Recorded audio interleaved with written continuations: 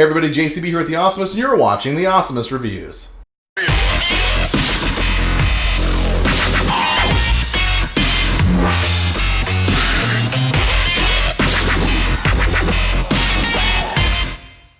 Today I'm going to once again review a product I found on the Geek App. As always, I feel inclined to state up front that I am not being paid to talk about this product or this app. I'm just obsessed with the Geek App, powered by Wish.com, because it covers two different aspects of 21st century consumerism that fascinates me. The first being cheap knockoff items made in China, and the second being a category of products that seem either too good to be true or too cheap to be good. I don't know about you, but I'm always curious when I find a product that seems like it's too good to be true, but then I see the price and a huge warning sign just starts flashing in my head. Like there is no way this is going to be any good at that price. And there aren't a lot of reviews for cheap products like this, which is why I do these videos. I'm hoping to find the diamonds in the rough, the few great products in a sea of crap. Today's contestant is a bi-directional studio recording condenser microphone. When I first saw this mic, I thought it looked fantastic, and then I immediately considered the possibility that it probably isn't. I mean, heck, it might be the size of my pinky finger for all I know, and it probably has the same components as a dollar store microphone. At $30, this may be the most expensive item I've ever bought on the Geek App. So of course, before we get to the microphone itself, I'm going to do an unboxing. This is a box it came in. It's pretty beat up. I guess 6 weeks on the road from China will do that. Anyway, at the top here we have some weird foil sticker that says, Talk Mate?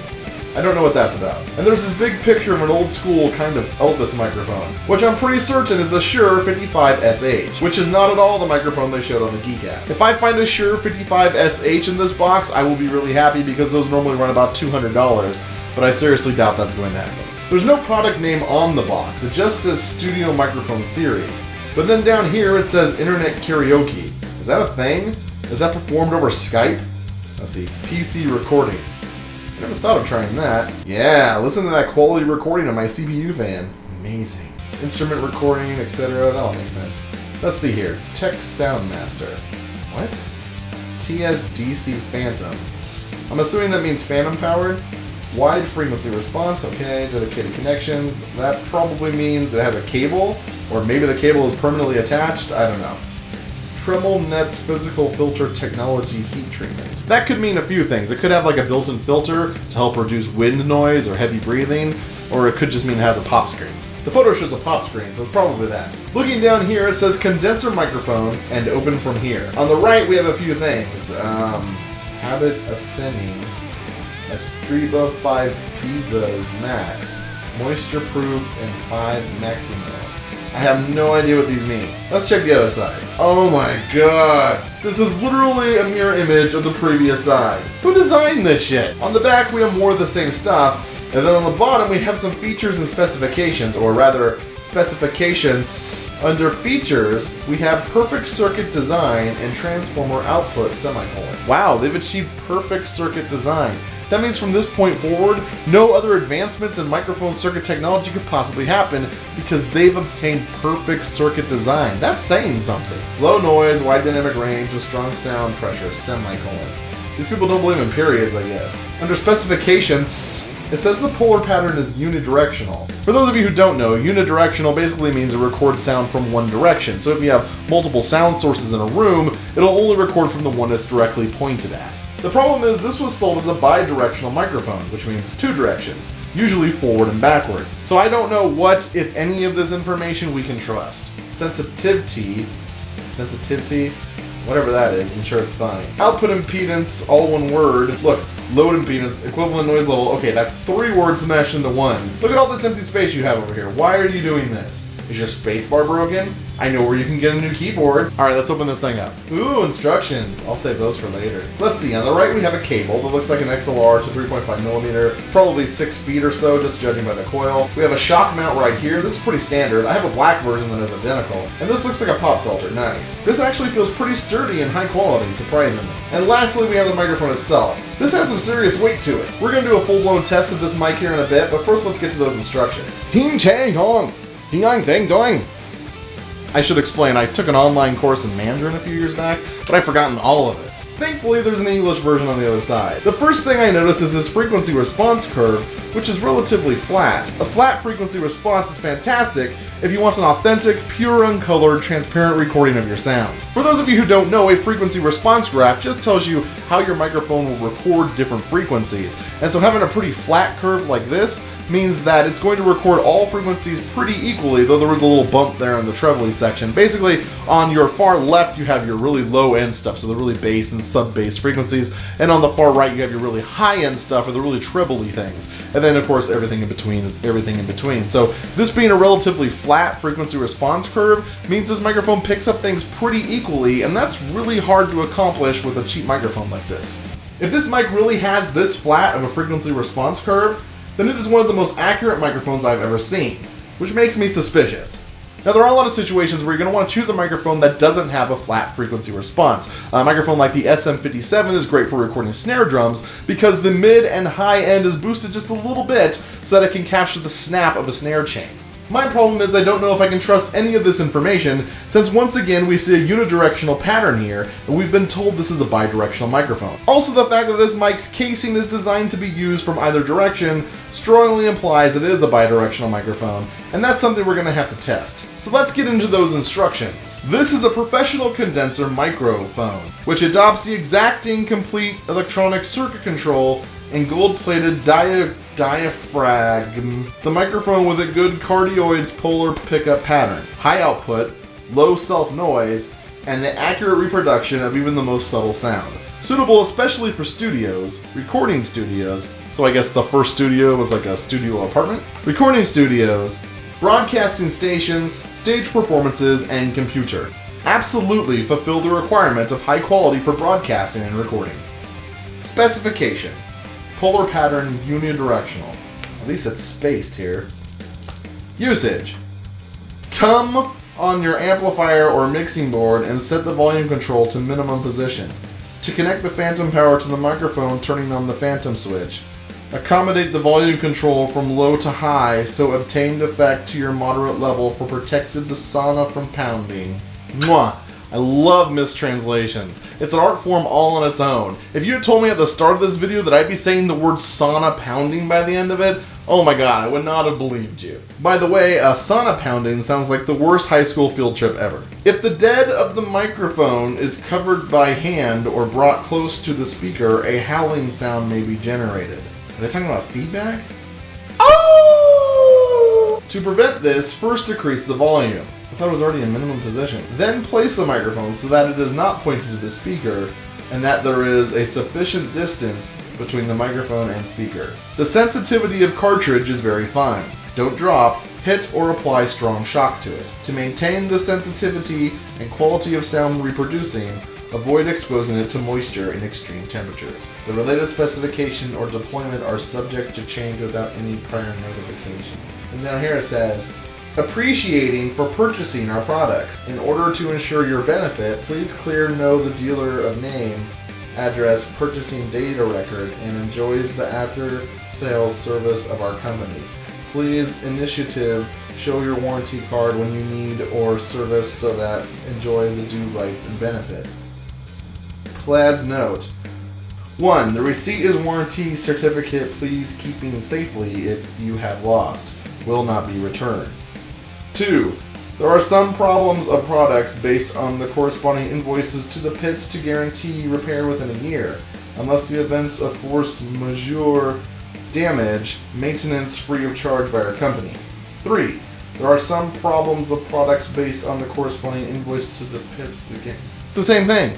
They did it twice and it still doesn't make any sense. Okay, let's give this thing a proper test. To do that, we're going to want to check a few things. First of all, is this microphone good for speech? So if you're recording a video like this or a vlog or something, would this microphone work well for that? And then we're going to want to test singing, so we can listen for things like pops and sibilance problems. And then I think I'll also test this with an acoustic guitar just to see how well it works picking up an instrument. To get an idea of how it stands up, I'll be comparing it to this MXL 990 microphone, which is also a bidirectional condenser mic and usually runs about $99.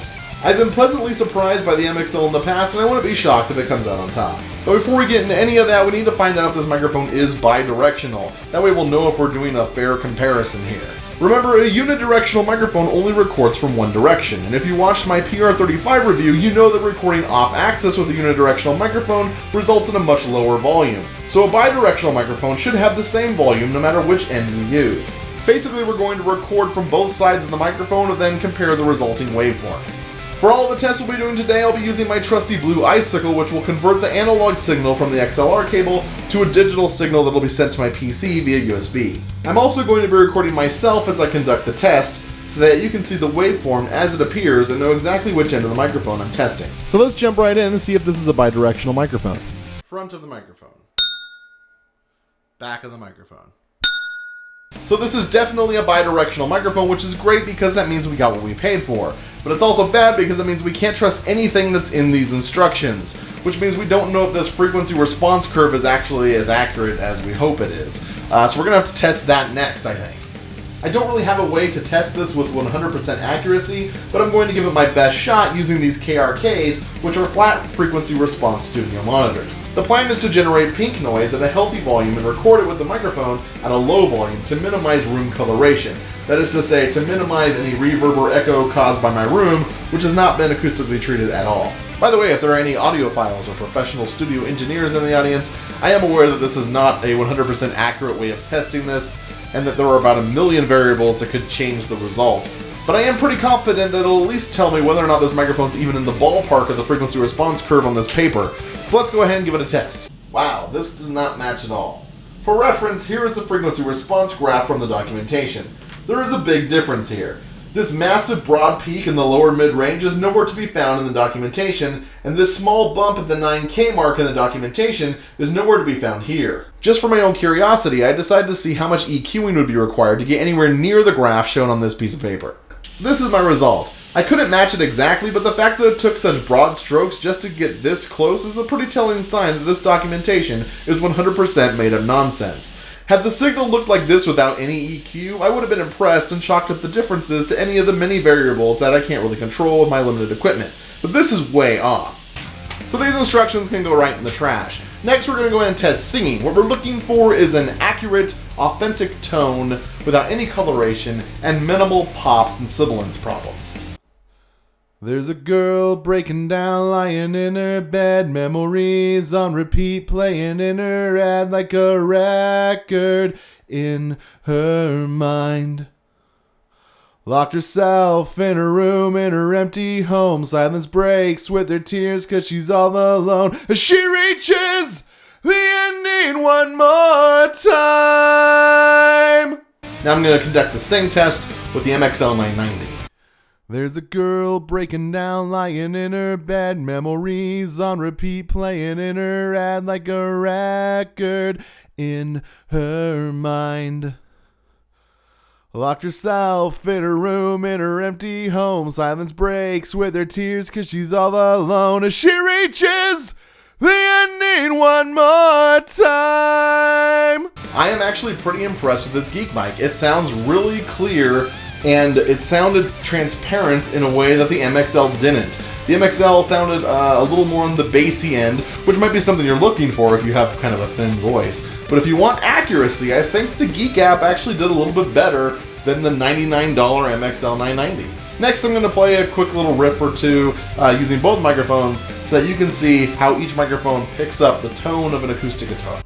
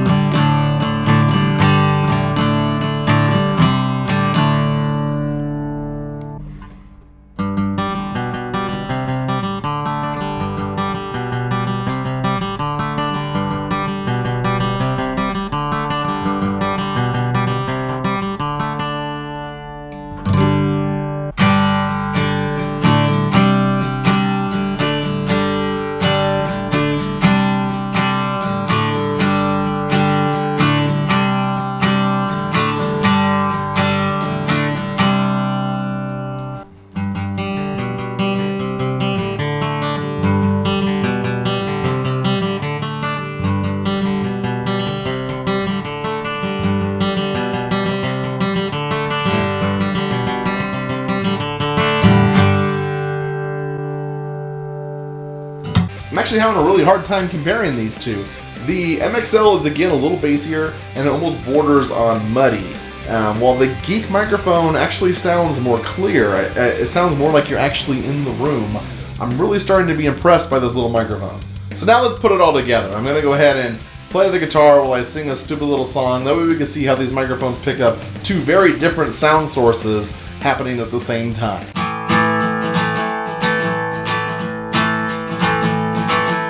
Once upon a time there was a fella named Dougie, and Dougie had a face that was always kind of funny. Then one day Dougie came to some money, but now he's got a really hot wife.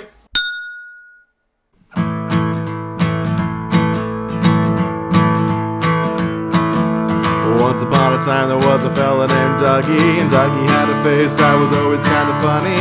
Then one day Dougie came to some money, but now he's got a really hot wife.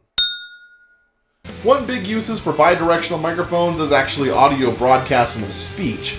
So things like podcasts, where you can basically put the microphone in the middle of the table, have two people on opposite sides of the table, and the microphone will hear both people equally. So I'm going to run a little experiment where we test both microphones in a sit-down conversation type setting. We're going to be listening for balance. We want to hear both people equally. So welcome to the first episode of the Awesomist podcast. This is a test of the MXL 990 microphone. And then we'll move on to the Geek Mic afterwards. And it's supposed to be bi-directional, yes, right? Bi-directional, yes. Does that mean it goes both ways? Yes, it goes both ways. Okay. No wonder, supposedly it no records... wonder it's got that thing in the bottom of it. Geek App test, take one. Okay. Did you get that fly? That won't be on the video, though. No. Okay. Did you see that Blink-182 played E3 the other day? I was not at E3, so I did not see them play. Once again, really impressed with the Geek microphone. I did notice the one drawback is the further away you get from the source, the more echo you start to pick up in the room, whereas the MXL 990 doesn't quite have the same problem. It's there, but it's not as bad as with the Geek microphone. The same was true with the acoustic and singing test. I didn't mention that before, but there was a little bit more room echo in the Geek microphone than there was in the MXL. In some situations, that does help. If you have a nice sounding room, you kind of want that sound, kind of want to pick that stuff up. But if you have a room like mine, that's really not ideal. Both microphones are great, but I do think the Geek microphone came out on top just a little bit. So the bottom line is, should you buy this microphone? And I think it's a clear yes. Especially if you're like a YouTuber who wants to do vlogs or something like that. It's going to be way better than the microphone built into your camera, and way better than a little lapel mic you can clip to your shirt. This microphone's only $30 and it will greatly improve your audio game.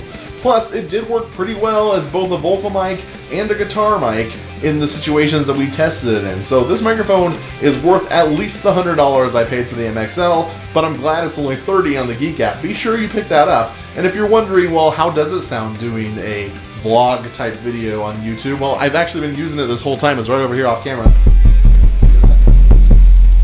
Check one, check two, check one.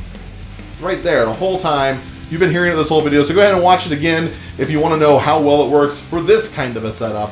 I think you'll be pleasantly surprised. But what do you think? Are you more inclined to buy this microphone now that you've seen the review? If so, let me know down below. As always, make sure you like, comment, and subscribe as I release new videos every week. And until next time, keep being awesome.